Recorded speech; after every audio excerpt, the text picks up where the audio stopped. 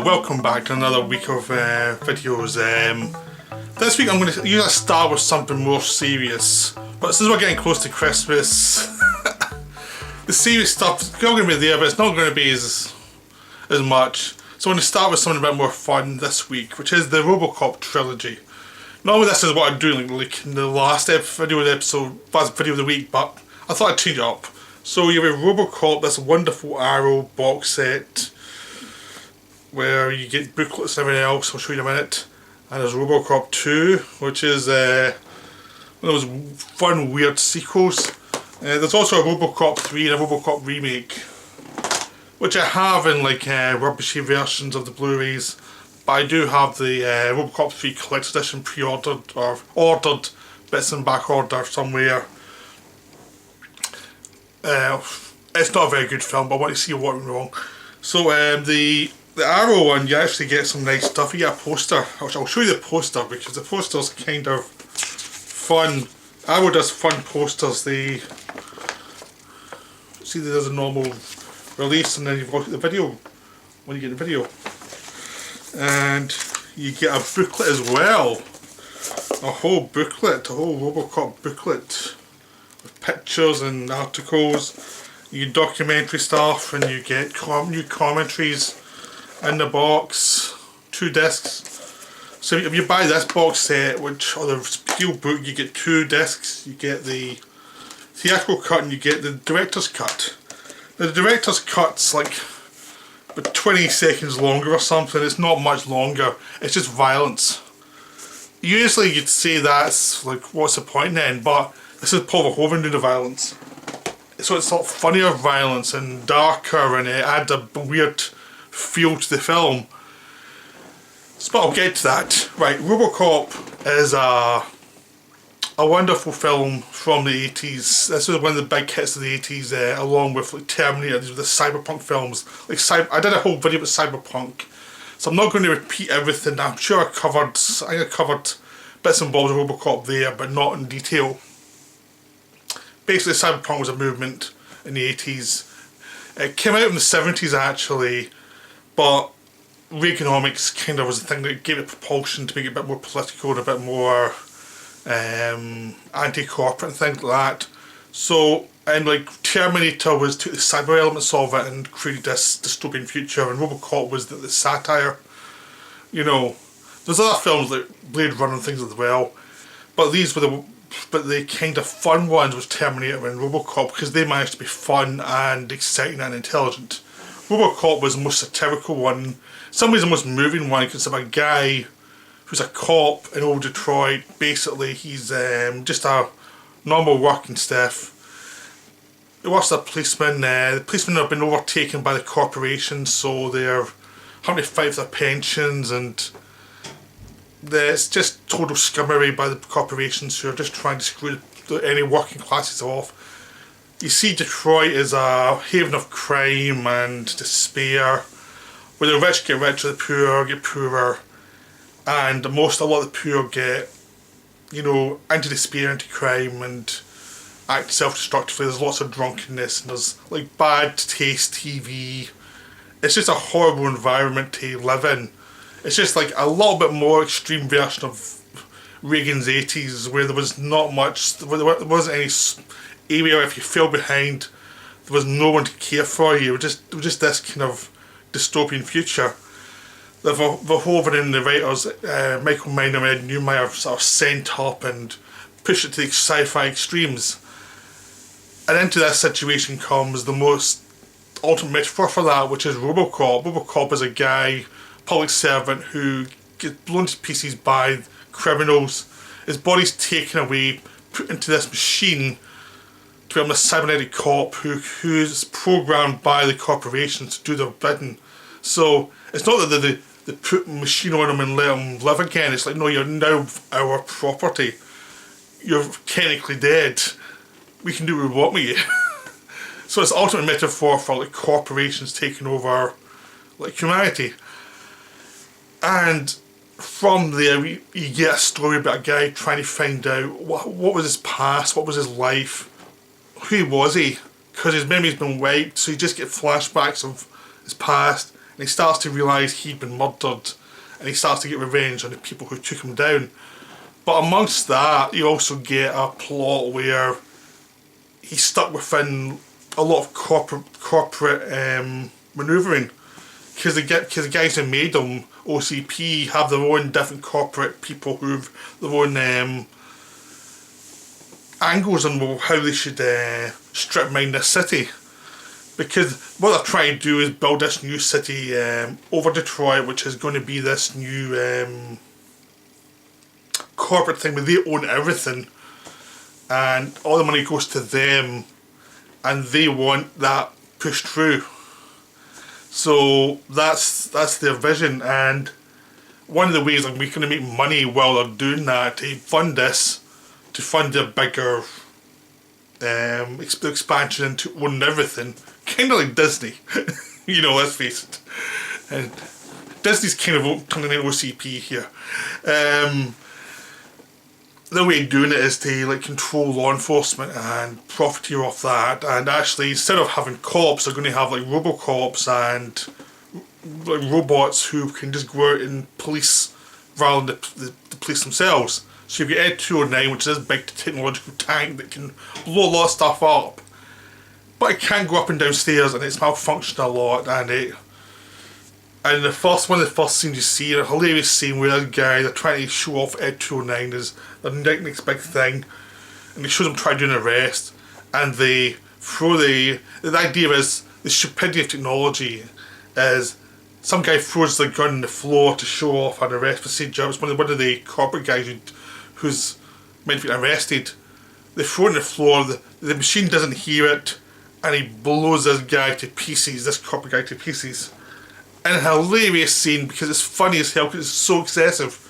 It's not just for 2 seconds, it's it goes on and on. Even in the theatrical cut it went on for a bit, but in the director's cut it goes on and on and on. And he's blown bit by bit. Just blood everywhere, and then someone says get a paramedic, which is hilarious. So that's why you need a director's cut of this film. There's some jokes that work better when it goes through excessive violence. And the whole idea is the corporate mentality is greedy and nasty, but it's not exactly efficient, because they're fighting amongst each other for the scraps. So when this thing fails, Ed 209 fails, another detective who has a Robocop program jumps in, puts Murphy into the thing he's killed, and he becomes the new top guy in OCP, and then it creates corporate manoeuvrings that Murphy gets in the middle of, or Robocop gets in the middle of, because one side support him, the other side want to see him destroyed, and he has to, and he's kind of very vulnerable within this corporate thing, because he doesn't really have a willpower of his own. He's just the person who's in the middle of all these politics, and he can manifest what he wants to. He can focus on getting these guys and then following up the corruption as it goes higher to arrest people, but he's got a very singular mission, which is to get the guys who got him, and he doesn't quite understand the manoeuvrings, because he has been raped. I mean, there's nowhere near, he's still trying to put back his personality. So as the film goes on, you see a guy who's lost so much, and he's just trying to get back to some sort of stability, even though he can't really get back to what he was. He's like a guy who's lost so much, and his memories coming back just make it worse for him, because he realises how far he's fallen, how much he's lost, and how much of a lack of a future he actually has.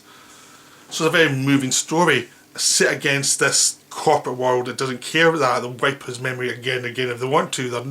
They're completely heartless. And they're heartless to each other, heartless to their to the people they're meant to show some concern for. They just don't care. They're just out for their own greed, and they're out for their own to rise up in their corporation. And there were all these bits of sentiment. The old man, played by Daniel Hurley, who is shown as benevolent, but he's probably the main villain. He's got so rich and so high in the power structure, he can act as if he's benevolent, but actually he's not. He's just lets everyone else fight amongst each other, and he takes the best idea, basically. So it's even within the structures, humour to show how different social structures work. And the corporation social structures work in a certain way, the police the social structures work in a certain way, and in the crime, social structures work in a certain way. They've got their own little social structures, like Clarence, who's the leader of the criminals, he's the boss, and he's connected to the corporations because he's the one who can bring drugs in and actually supply the workers. So even though they're promoting this new city thing as a new start for the corporations and stuff, they know what human beings are like, they know it's corruption, so they've got people like Clarence who's actually going to provide the drugs, provide all the other stuff, the prostitutes, to keep the machine working. Like, the corporations are completely cynical in this film. They are utter scumbags. This is like the worst side of capitalism. This is capitalism run amok. And it just showed you how brutal it is and how horrible it is, and how they just tear each other apart.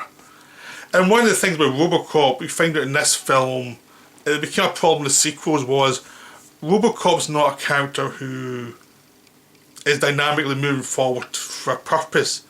He just wants to stop crime. He's trying to get his life back. He's trying to find out who he was. But he doesn't have a purpose. Even before he was killed, his purpose was to stop crime at a local level. He doesn't have high ambitions. So it's like trying to manoeuvre him into plots is always going to be difficult, because he's not the Batman who's crazy and motivated to stop all these criminals and who's a real self-starter. Robocop he just plods along. He's kind of he's a working class stiff in some ways. He's not like the ambitious figure. So it's a problem. I'm going to jump her off and sweat right in here. So that becomes a problem in the film, is that he's on the series really he's not self-motivating really. But in the first film it works so well because he's the pawn of all these different social aspects, and they're eliminating the criminal aspect, they're eliminating the yuppie aspect, they're eliminating the police stuck in the middle of all these like corporate machinations, and Robocop's the ultimate sap who's stuck in the middle and who's lost his family, who's lost his body, who's just become a program for them. And the film's kind of like him actually becoming connected to the police again, really, connected to his old partner who he barely knew before he was killed, but she recognised him below the Robocop face, and him slowly, it's not getting back to what he was, it's just connecting a little bit to actually find a way through this hell that he's found himself in. And that's what's supposed to be moving the film. So no matter how many times he has to go through different action scenes to take people down, it's not about they're all very exciting, but it's not about the excitement of him being dynamic in an action scene. All his moves are good. Verhoeven's very good at knowing how to shoot them and create these dynamic editing techniques to actually make the film always be propulsion forward. But it's about him trying to kind of reconnect. That's the main thing that's come through the film. So as he goes through the action scenes, he's trying to find information, and the information's there to try and get him to the next stage of the story so he can work out where he fits into the world. So, because a lot of the time he goes into a scene and he decimates everybody, apart from one person he's information from, and that's it. But it's shot so well, you don't realise that because you're just into what's going on, because most people in this film cannot take down Robocop. A few people can, a few people have their own ways of doing it, but most can't. So that can't be the tension, it has to be something else. And it usually is, what's the social aspect that's keeping him down, what's the character aspect that's keeping him down. And then, as the film goes towards conclusion, the villains get bigger guns and guns that can actually take him down. So you get some tension in there. But it's a wonderful film, it's wonderfully paced, it's only like 100 minutes long or something. It's really, it starts fast, it keeps going, but it always knows when to stop to give you the human part. And then whenever you're in the human part, everything feels very extended, even though it's probably not in screen time, you just feel it so much. And then when you go back to the corporate world, it's like everything's fast paced, and the whole society's fast paced and callous, except for Robo and Lewis's partner. Those are the kind of human touches, a few of the cops. They're the human touches within this world. It's a wonderful film. It's hilariously funny. The satire about the way America goes, the way America treats people is hilarious. It's just a wonderful film that was never sequelized well or remade well. So we'll go through the sequels. I mean, this first one, Robocop 2, is probably the most interesting of them all. I mean, technically the remake's better than Robocop 2 for pace and all the rest of it. But Robocop 2 has more ideas than a lot of sequels would have. I mean, Frank Miller came in to write it after a script by Ed Newman and Michael Minan that Paul Verhoeven was going to direct called Corporate Wars was rejected because it was too weird. Because basically it had Robocop shot in the first minute of the film and then brought back 35 years later when the world's even more insane and more disconnected, and it's like probably has to restart again in another world and try and work his way through like the extension of the world we'd just seen where everything become corrupt. This was like it going almost MTV level corrupt and everything's for sale and everything's just crazier. They didn't want that. They didn't want that really sparkling weird idea, so they dumped them. They brought in Frank Miller and through a couple of directors like Alex Cox and Tim Hunt was there for a while, and then Irvin Kershner came in at the last minute when Tim Hunter walked off the film because the pre-production was so fast that he said he couldn't. I think he said he couldn't get a handle on everything because it was just so fast that they still hadn't stabilised what the story was, and they were suddenly jumping into production and it wasn't really working for them. So he left and they brought in Irvin Kershner at the last minute. So they were writing the script as they were going through the film, which was not a good idea. The film was it was sold to some actors that did an important part. Then like Nancy Allen said she's an important part of the first script she read. By the time she got to the set she'd always nothing. So it was rewritten quite a lot. When the change of director meant that certain things that he'd done Custer didn't like, so they were chucked. And other scenes were put in, and you can see the final product. The final product is a mess. I mean, as a film it's a mess, but it's a wonderfully interesting mess. I mean, it's very lethargic. I mean, if you see it on a big screen, it just blunders from one sequence to the other without any pace, without any freshness. It's like, it feels like a first cut and it was a rush to release. It's one of those films you feel like this was the cut they should have looked at and saw, okay, how do we fix certain things? And let's go back for a week and reshoot some things just to connect better. Or reshoot for 2 weeks or something, because there's certain bits that don't work that a bit more editing, some reshoots would have fixed. And there's a lot of ideas there anyway, so it could have been done. It's just that it was... The big thing they really missed was the thing I brought up before, was Robocop is not unmotivated throughout the film. They never found a way to motivate Robocop throughout this film in any possible way. Basically the first third of it, he's pining for his children because he's lost his memory. We have to get his memory back. He's kind of started stalking his ex-wife because he's trying to work out where he is in the world now. Because obviously the corporations have left him to get on with it. They don't care as long as he kills the villains and he's good PR for them. They don't care if he's just been left in the background somewhere. It's good PR. That's all they care about with him. So because of that causes a lawsuit, which they said that they tell him to buck up his ideas. So at that point he decides to go after Kane, who's the new crime boss that plays Clarence Boddicker from the first one. He's this like more messianic person who's selling drugs, but he's got an ego and a god complex that apparently was more into in the film that we never saw, that was rewritten, because apparently there was a lot of stuff that was planned for Kane that was never shown. So his war against Kane becomes a problem because Robocop gets conned and chopped up, and he's dropped back on PlayStation and PCs, and so basically OCP at this point regard him as like high maintenance, so they decide to because they're trying to foreclose in the city so they can actually rebuild their new city over it.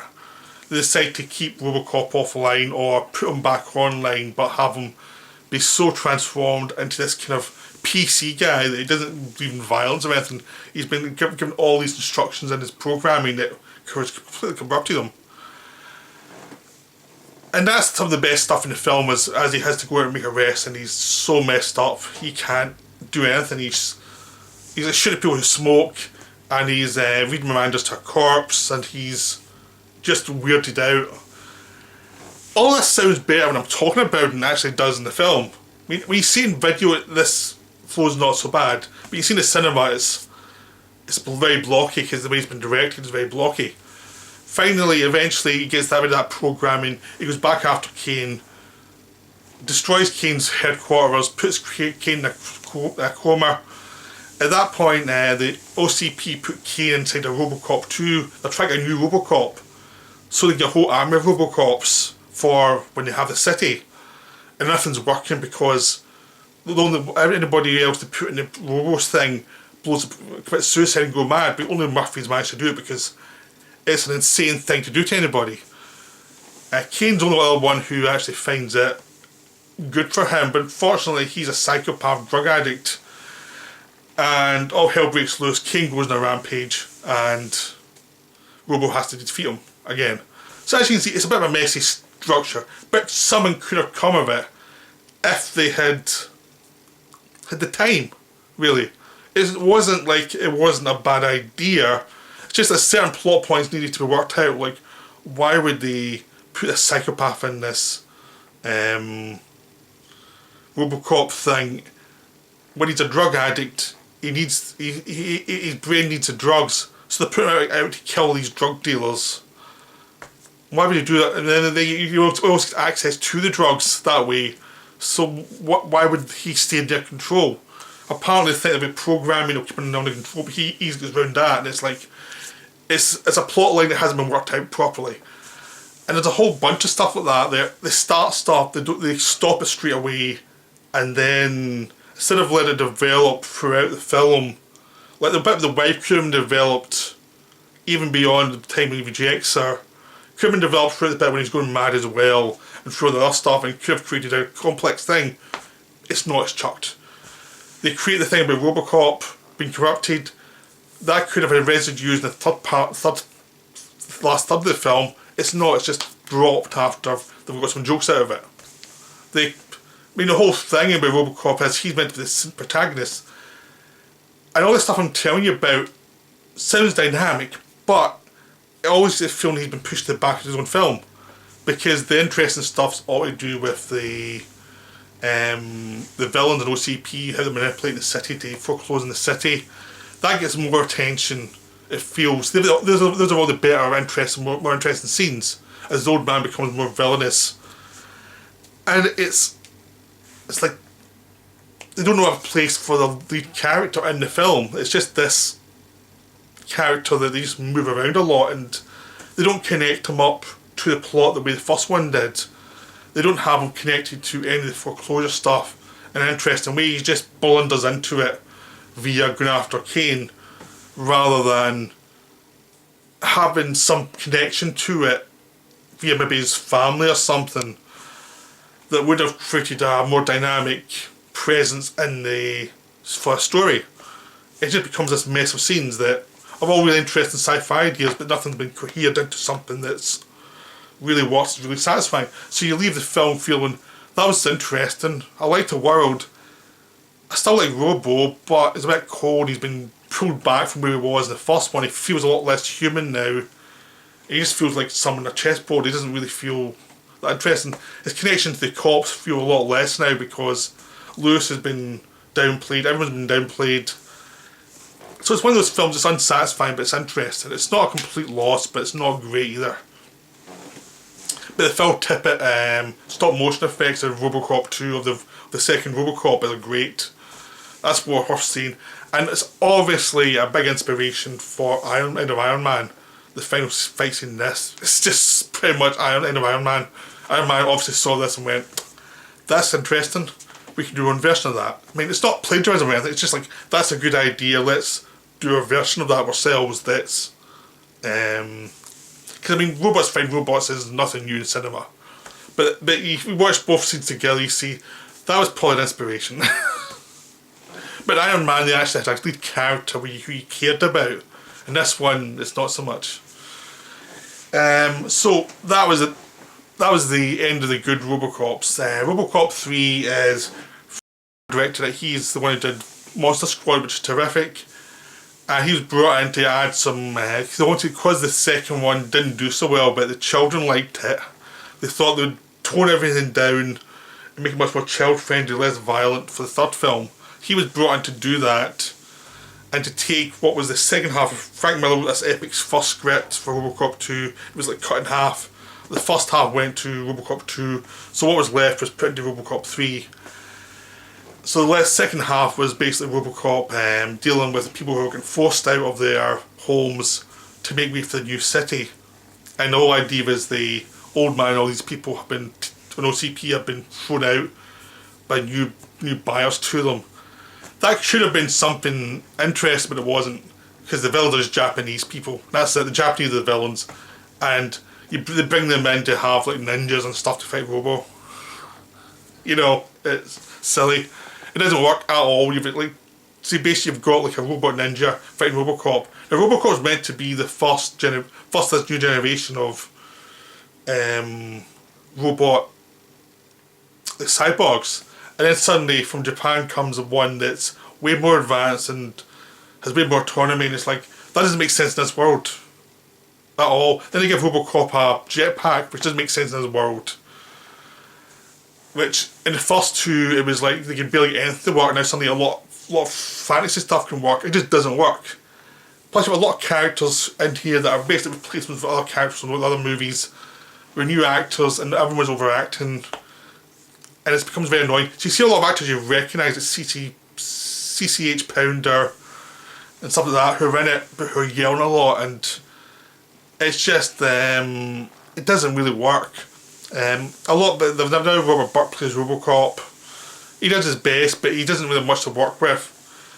They give him a bit more humanity than they gave Robocop in Robocop 2, but still he's dealing with a bad script and lots of action scenes that don't work. And it's obviously too big for Fred Decker, who came into this, and obviously the film's too big for him. Like he should have made another film in between to get to that level. He hasn't. You're feeling that certain things, maybe if he'd done another film beforehand, would have made him easier to get to, but it felt there was a jump from Monster Squad to this that was a bit too high probably. And so a lot of the effects don't look right, and the action doesn't feel that motivated, and the acting is just broad in a way that would work in Monster Squad but doesn't work in this one. And the whole film just is a mess because there's no real satire. They try to have satire, but it's kitty satire and it doesn't work. In the end, just a sellout where Robo leads the army of the homeless against the corporations, and the corporations lose. And you think, no, this what happened was everybody would die horribly. It would be a bloodbath, it would be a Battle of Algiers type of situation where there's lots of death all over the place, or, you know, it would have been something horrible. Like it would have been a third world type of situation where the government's beating down on the people. And here they win, and it's like, doesn't make sense in the world they've created. It just sells out its ideas constantly, and there's nothing there. I don't really have much more to say about Robocop 3, it just doesn't work. I saw it in the cinema when it came out, and it just didn't work. I hated it. I saw it again after that, and it was, okay, it's fine. It's not a good film, but it's enjoyably bad.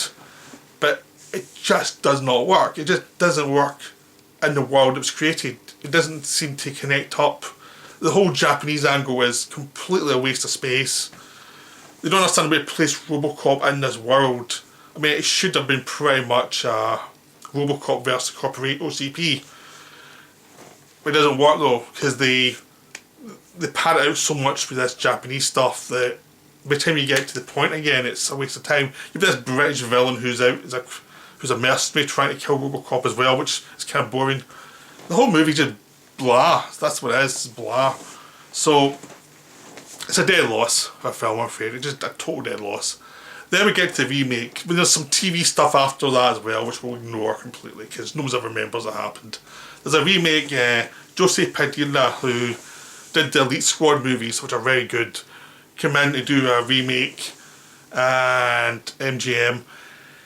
That one didn't go too bad. I mean, it got like bad pre-production stuff and terrible photograph leaks and things that made it look terrible. And then when the film came out, it was like, that's okay. I mean, compared to Total Recall remake, it's a masterpiece.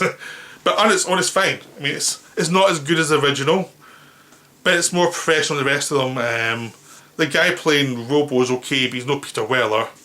I mean, the best performance in it is Gary Oldman, who plays a guy who builds a new Robo and who develops a conscience of what they're doing to him. Because as in this one, it's much more of the idea of a guy who's in this robot thing, who's losing his humanity to the reprogramming they're doing to him, and how that affects him, and how suddenly them realising a robot who can, in a digital world, can actually make connections that would implicate the corporations that built them, and how that would affect them.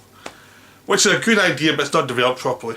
Because it becomes something that they should have thought of instantly, but they didn't, and then suddenly it becomes a major problem later. It's like, why didn't you just put something in this programming that said block, you can't go beyond this point, you're just stuck in this level of crime prevention.